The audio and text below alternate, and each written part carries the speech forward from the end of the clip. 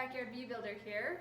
It's that time of year again. We've all got pumpkins sitting around the house, and something my family likes to do is to cook the pumpkin seeds. So I thought I'd do a video on it, and so come along with me and we'll make some pumpkin seeds. Okay, so starting out, I've got my pumpkins here, and these are ones that I grew in my own garden. However, they're kind of small. My kids claimed the larger pumpkins, but I found out that actually the larger pumpkins don't necessarily mean more seeds. So a small to medium pumpkin is usually ones I like to use. The seeds are a little bit smaller and a little more tender. So we'll get started on getting them cut open.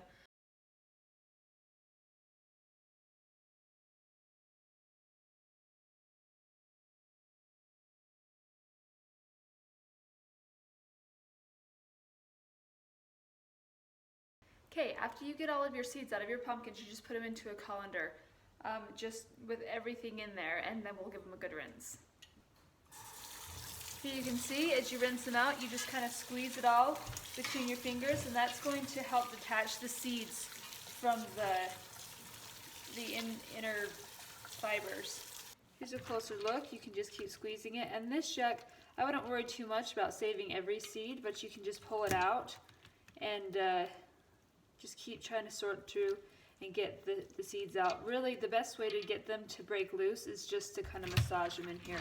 And once you've massaged them through, most of them will break loose, and then it's not such a huge endeavor trying to get them all detached.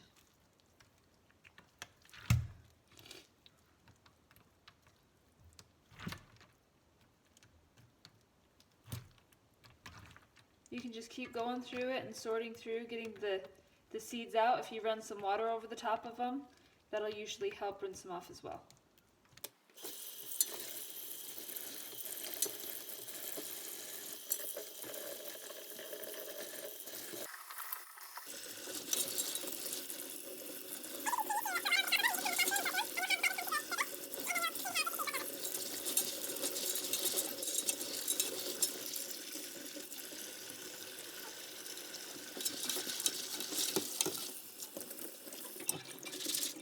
Okay, here you can see I have a cookie sheet, and it still has some seasoning on it from a previous batch, but because I'm doing more, I'm not going to worry about cleaning it off. Here I've got my colander with all my seeds in that have been rinsed and sorted through, and I'm just going to dump them out right onto the cookie sheet. When you do this, you don't want to have too many on here. If there's too many, it's going to be difficult for them to dry. As you can see, there's just enough room for them to spread out.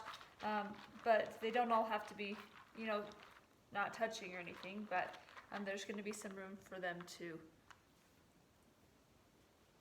have some air between them so they don't all get stuck together. Okay, once you get them all in the pan, I'll dust them with some granulated garlic. Now this isn't the garlic salt, so you just want the regular granulated garlic that doesn't have salt included. That way they won't get too salty. But I will just kind of lightly dust them with the garlic, and then I also dust them with some onion powder as well. And I don't really measure this out, but it's probably 2 or 3 tablespoons worth of it. After I'm done with that, I'll get some olive oil and just drizzle a little bit of olive oil on there. Again, probably 2 to 3 tablespoons. And then dust them with some salt. And I'm quite generous with the salt because usually pumpkin seeds are a salty treat that people like to have, so it's not, they expect it to be salty. Once that's all on, you can just mix them around. Make sure that they're all evenly coated.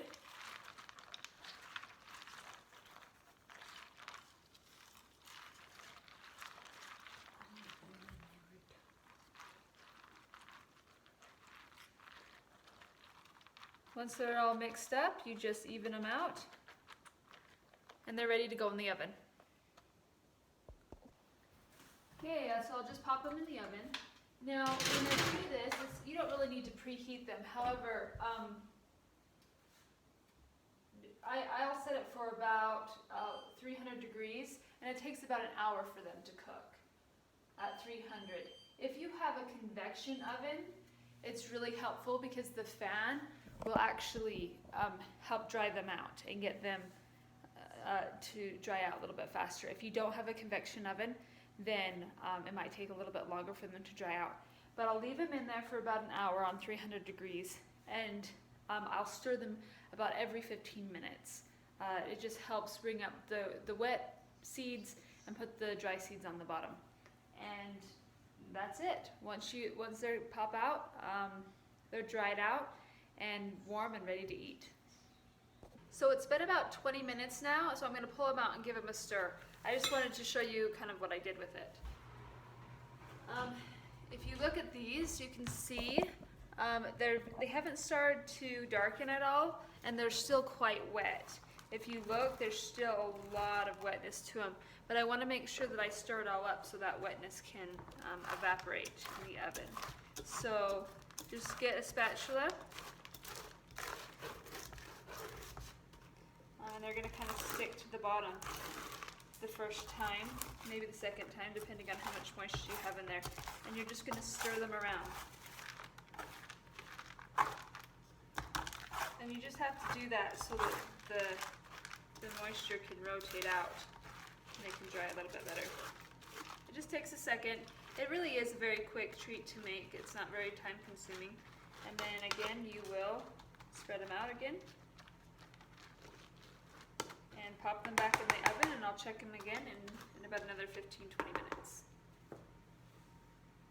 Here they are again. I popped them out. I'm going to just give them another quick stir. As you can see, they're getting a lot drier. It's probably only going to take one more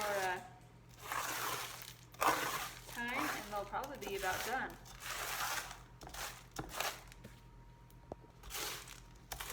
So I'll just stir them up. You can see they're quite dry. They've still got a little bit of dampness in them, so I'm going to let them go one more, probably 10 or 15 minutes this time, and get some color on them.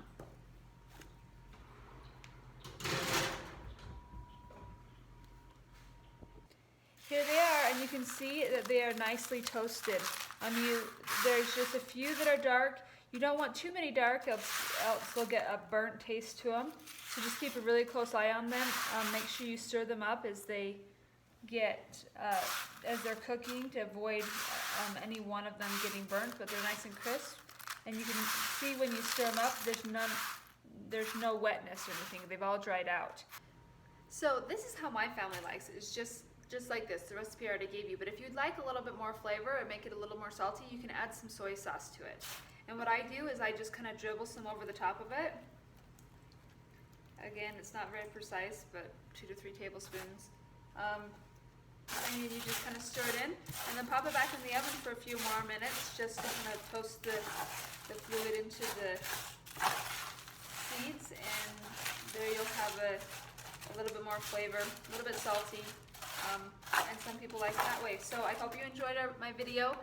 If you liked it, please subscribe, and we'll see you next time. Thanks, bye.